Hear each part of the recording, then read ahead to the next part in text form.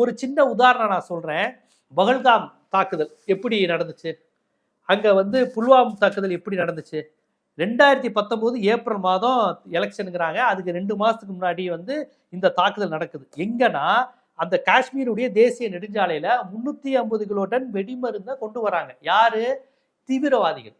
வந்து என்ன பண்றாங்கன்னா, நம்முடைய ராணுவ வேன், அதுல முழுக்க மிலிட்டரி பீப்புள் இருக்கிறாங்க கன்ஸோட, அவங்க மீது மோதி தற்கொலை படம் மாதிரி தாக்கல் நடத்தி நம்ம ராணுவ வீரர்கள் எல்லாருமே செத்து போயிட்டாங்க அந்த வேன்ல.